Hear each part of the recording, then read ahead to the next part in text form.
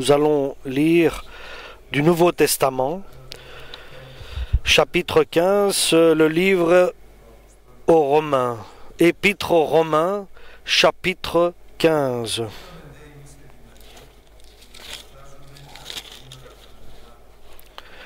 Nous qui sommes forts dans la foi, nous devons prendre à cœur les scrupules des faibles.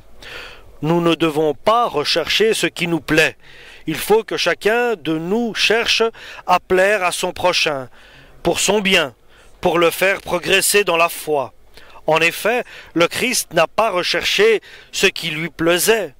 Au contraire, comme le déclare l'Écriture, les insultes que l'on te destinait sont retombées sur moi. Tout ce que nous trouvons dans l'Écriture a été écrit dans le passé pour nous instruire, afin que grâce à la patience et au réconfort qu'elle nous apporte, nous possédions l'espérance. Que Dieu, la source de la patience et du réconfort, vous rende capable de vivre en bon accord les uns avec les autres, en suivant l'exemple de Jésus-Christ. Alors, tous ensemble et d'une seule voix, vous louerez Dieu, le Père de notre Seigneur Jésus-Christ. Ainsi, accueillez-vous les uns les autres, comme le Christ vous a accueillis, pour la gloire de Dieu. En effet, je vous l'affirme, le Christ est devenu le serviteur des Juifs pour accomplir les promesses que Dieu a faites à leurs ancêtres et montrer ainsi que Dieu est fidèle.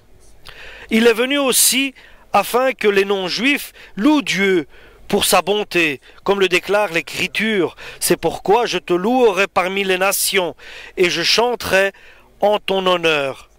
Elle déclare aussi la parole: Nations, réjouissez-vous avec le peuple du Seigneur. Et encore, glorifiez le Seigneur, vous toutes les nations. Chantez ses louanges, vous tous les peuples. Ésaïe dit aussi: le descendant de Jessé viendra, il se lèvera pour gouverner les nations, et elles mettront leur espoir en lui. Que Dieu, la source de l'espérance, vous remplisse d'une joie et d'une paix parfaite par votre foi en lui, afin que vous soyez riches d'espérance par la puissance du Saint-Esprit. Amen. Pour la parole du Seigneur. Alléluia. L'Écriture nous révèle de quelle manière Abraham a été justifié devant Dieu. Il avait 100 ans,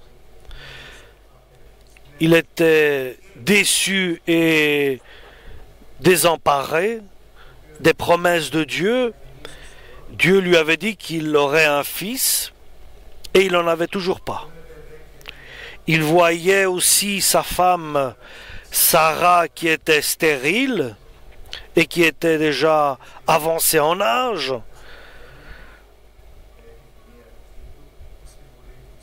Et par la volonté de Sarah,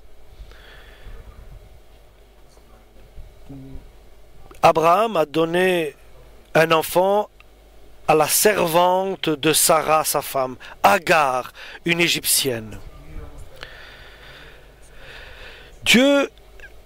Après cela, Dieu lui a dit: l'année prochaine, en ce temps-ci, tu seras le père de beaucoup de nations. Et Abraham s'est trouvé dans une impasse. Il avait déjà Ismaël de sa servante Agar. Il avait 100 ans. Sa femme stérile, Sarah, elle n'avait plus ses règles et Abraham n'avait plus d'espoir. Mais il a cru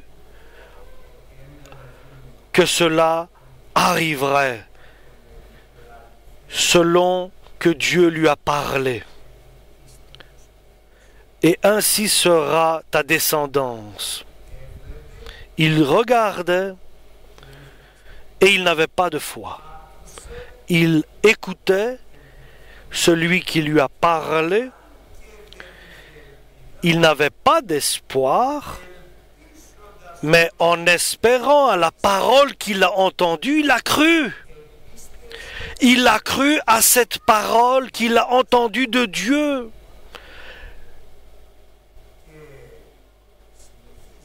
Et il continue.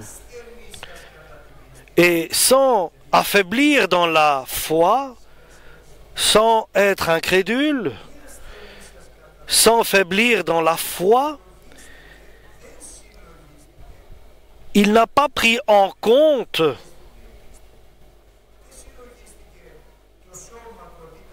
que son corps était déjà très vieux et que Sarah, sa femme, était stérile. Il n'a pas pris cela en compte. Il n'a pas pris cela en compte qui aurait pu effacer sa foi. Mais Dieu l'a dit, ça va être accompli. Il est écrit, ça va être accompli. Dieu me l'a dit. Il a pris en main ma vie. Je n'ai pas pris en compte ce que je voyais, ce qui aurait pu influencer et effacer la foi d'Abraham. Mais il a pris en compte la parole de Dieu, la promesse de Dieu, ce que Dieu lui a promis. Et restant fidèle à cette parole, il a repris courage dans la foi. Il s'est encouragé, il a repris de la force par Dieu. Il a cru, il a glorifié Dieu et la force de Dieu est venue en lui. Il ne regardait plus ce qu'il voyait. Il a tourné son regard vers Dieu et non sur ce qui était pour lui une logique d'impuissance, de procréation. Il regardait vers celui à qui tout appartient, à qui tout est possible. Alléluia! Il a glorifié Dieu de tout son cœur et il a donné sa foi totale à Dieu et persuadé ce que Dieu a dit, il l'accomplira. Cela a été considéré pour lui comme juste. Non seulement il est juste devant Dieu, et l'année d'après, Sarah, qui était stérile, a donné naissance à Isaac. Alléluia! Le fils que Dieu lui avait promis.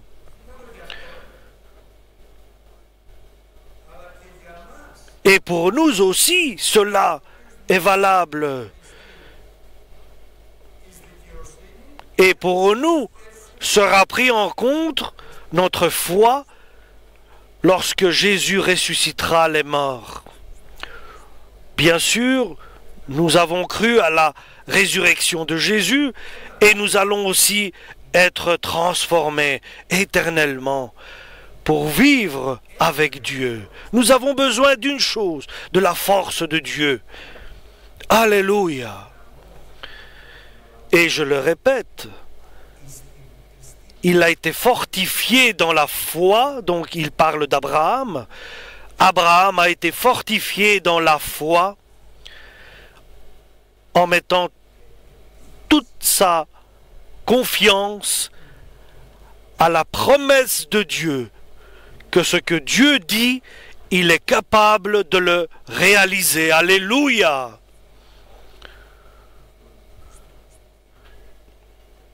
Nous sommes des serviteurs de Dieu et nous devons le savoir. Nous allons glorifier Dieu par notre foi. Nous glorifions Dieu car nous savons que ce qu'il nous promet, il va le réaliser. Je rentre dans ma chambre, je me mets à genoux, je demande sa voix, je demande qu'il m'écoute, je demande que j'écoute sa voix, qu'il me dise ce que je dois faire. Et comme nous avons lu précédemment, lorsque Dieu lui a dit à David le roi, poursuis-les, chasse-les, et tu les rattraperas, et tu seras vainqueur. Et David le roi a cru et a accompli ce que Dieu lui a dit de faire. Dieu a programmé ta vie. Toi, tu dois simplement suivre ce parcours que Dieu a préparé devant toi. Ton destin est entre les mains de Dieu. Et cela est facile. Il va te parler, tu vas le croire, tu vas le glorifier, tu rempliras de la présence de Dieu, et Dieu est avec nous.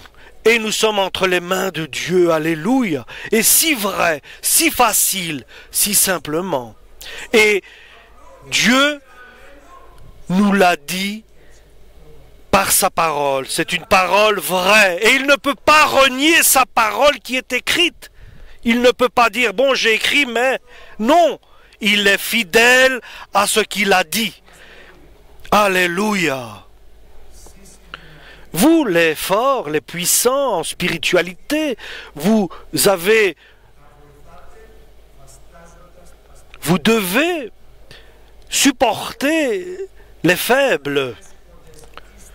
Et vous ne devez pas vous apprécier à vous-même, mais apprécier à Dieu en soutenant, en aidant son prochain qui est faible.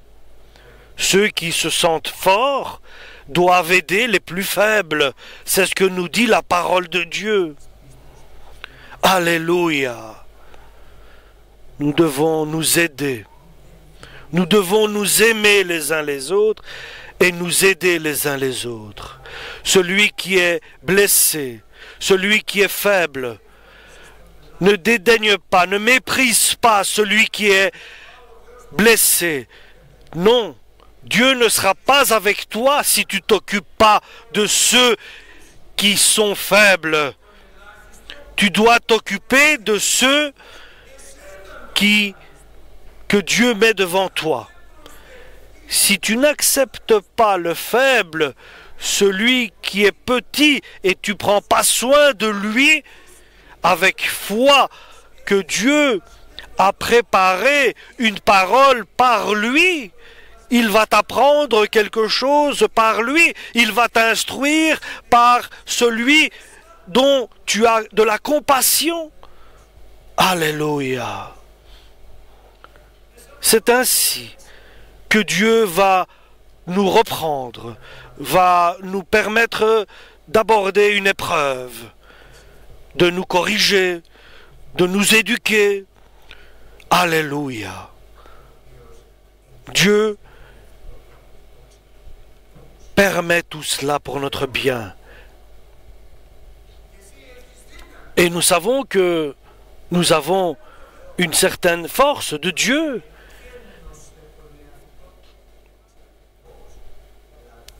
Et nous savons que Jésus était la puissance, la parole de Dieu, mais il s'est libéré de cette force. Il s'est vidé de cette force. Il est resté le Fils de Dieu. Il a pris la forme d'un serviteur. Il est devenu identique à nous, semblable à nous, à l'être humain, Jésus-Christ, le Fils de Dieu. Et il a pris la forme humaine, la forme charnelle. Et alors, il a pu. Et il s'est rabaissé. Il est devenu humble jusqu'à la mort. Il s'est sacrifié sur la croix. Pour nous, lui qui était sans péché. Et il n'y a aucune autre raison que le Père élève Jésus-Christ. Il y a une raison. Il s'est vidé de la gloire. Il n'a pas cessé d'être le Fils de Dieu. Il était serviteur pour nous. Il est devenu semblable à l'être humain, à nous. il a pris la forme humaine. Et nous savons, fils de Dieu, il s'est rabaissé. Il s'est rabaissé parce qu'il a pris la forme d'obéissance au Père. Il s'est fait être humain. Il s'est fait petit. Il s'est fait pour tous, pour les racheter, pour gagner le monde, l'humanité. Et l'apôtre Paul l'a compris. Et il dit, moi je suis libre, je suis lié de personne. Maintenant, libre, je peux, parce que si je ne suis pas libre, je ne peux pas exercer la volonté de Dieu. Mais maintenant, étant libre, je peux aider les autres. Et il dit, et il crie, imitez-moi comme moi, j'imite Jésus-Christ, comme Jésus s'est rabaissé. Et il est indispensable de prendre de la part de Dieu la force du Saint-Esprit et d'avoir une forme de serviteur, être humble et au service de l'autre. Comment vas-tu amener les faibles dans la présence de Dieu?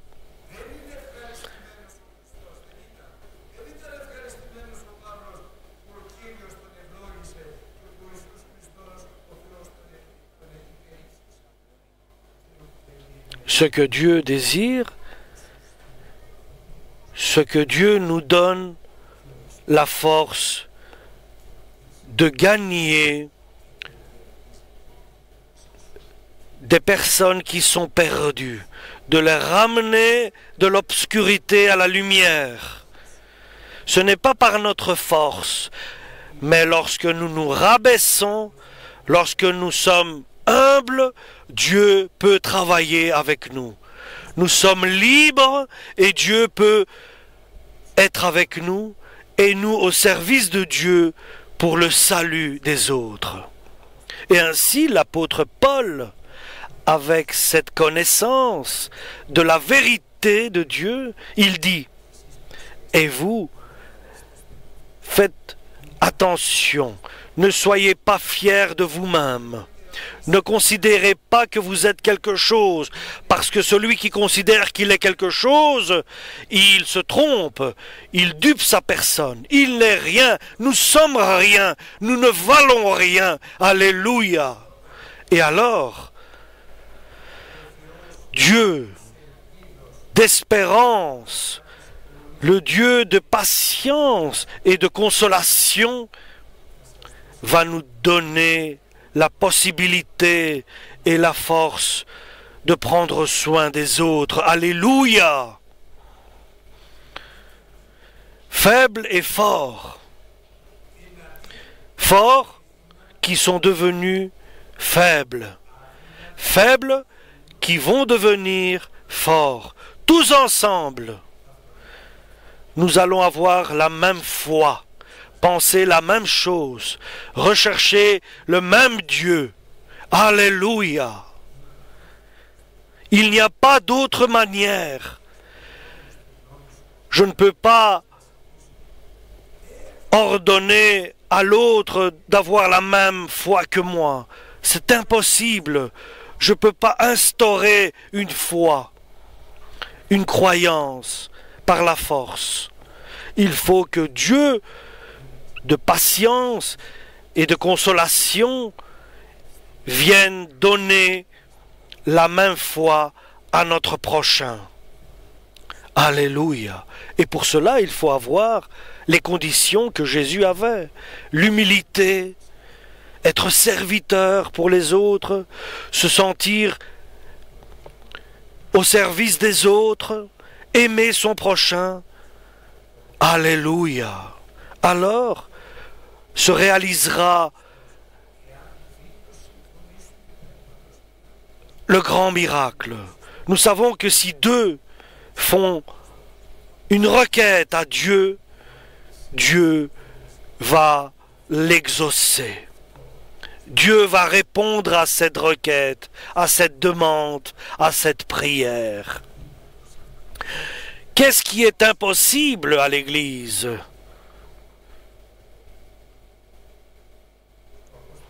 L'apôtre Jean révèle, il l'appelle une demoiselle de choix, choisie par Dieu. L'Église de Dieu, nous sommes la fiancée de Jésus. Lorsque nous allons être unis à Jésus, lorsqu'il viendra nous chercher, c'est son Église. Nous sommes la fiancée. Et les noces vont se réaliser dans les cieux. Alléluia! Nous allons être unis à Jésus, tous ensemble, divinement. Alléluia! Et parce que nous avons la même foi et nous obéissons à Dieu, à sa parole, en prenant l'humilité comme personnalité, alors l'Église, l'apôtre Paul, n'hésite pas à dire qui est le mont Sion. L'Église de Dieu, de Jésus-Christ, c'est le mont Sion, c'est une montagne. C'est le mont Sion, c'est la ville de Dieu, de Dieu vivant. C'est la Jérusalem céleste, alléluia, où il y a des milliards d'anges qui sont prêts à servir ceux qui vont hériter du royaume de Dieu. Il est écrit par la main de Dieu dans le livre de vie les noms de ceux qui vont être sauvés, qui vont être enlevés, alléluia, dans la nouvelle Jérusalem. Car Dieu de consolation et de paix nous donne cela comme partage entre nous. C'est une église où demeure Jésus-Christ, le Saint-Esprit, Dieu. Il est le juge de tous. Le Tout-Puissant, le seul qui demeure dans une lumière inapprochable. Lui, il demeure parmi nous. Parce que le sang de Jésus a été versé et il coule encore pour nous purifier. Et il est le Messie, il est celui qui transmet nos prières au Père. Il est l'intermédiaire entre nous et le Père éternel. Béni soit-il pour les siècles des siècles. Alléluia. Mais faites attention dans cette église, ne méprisez pas celui qui parle, comme ils ont méprisé avant celui qui parlait. Et Dieu nous parle par sa parole, par les dons, par le Saint-Esprit, par l'amour des frères, par le plus petit. Dieu parle. Alléluia! Ne méprise pas celui qui a quelque chose à te dire. Et ne dis pas, qui est celui-là qui va me parler et qui va me dire quelque chose? Ne méprise pas. Et avant, lorsqu'ils ont méprisé celui qui parlait, ils ont laissé leurs os dans le désert. Et cette dame choisie de Dieu, c'est l'Église qui ira dans les cieux. Et Dieu a promis, une fois encore, et c'est fini, je vais secouer pas seulement la terre, mais le ciel aussi, parce qu'il faut que nous soyons que tout ce qui est provisoire disparaisse et que reste ce qui est éternel. Il va secouer avec une secousse, avec un tremblement de terre, la terre et les cieux. Parce qu'il faut que reste ce qui est éternel, ce qui est pas possible de faire tomber. Ceux qui marchent dans la vérité, ce sont ceux qui sont fermes dans la foi. Et l'Église attend une secousse spirituelle pour que s'en aille ce qui est provisoire. Et nous devons nous tourner vers ce qui est éternel et abandonner ce qui est terrestre, provisoire, ce qui est matériel. Car le matériel n'héritera pas de l'éternité avec Dieu. Alléluia. Je ne veux pas faire partie de ce qui est provisoire, mais je veux, comme dit l'apôtre Paul, vous avez reçu un royaume éternel. Restez dans cette grâce, selon que vous avez ce royaume éternel. En vénérant et adorant Dieu avec volonté et amour et joie, et avec humilité. Soyons un homme décent, pieux et soumis à la volonté de Dieu le Père éternel. Et avec bonté, vivons avec joie. Lorsque Jésus, avec des larmes, il priait au Père pour nous, par sa bonté et par son humilité, et avec détail, Jésus pleurait pour nous. Un détail qui a dirigé David le roi vers sa famille qui avait été enlevée. Faisons attention aux détails de Dieu. Nous vivons pas pour les miracles, nous vivons pour Dieu, pour la gloire de Dieu. Alléluia. Repentez-vous, car le royaume de Dieu s'est approché de vous.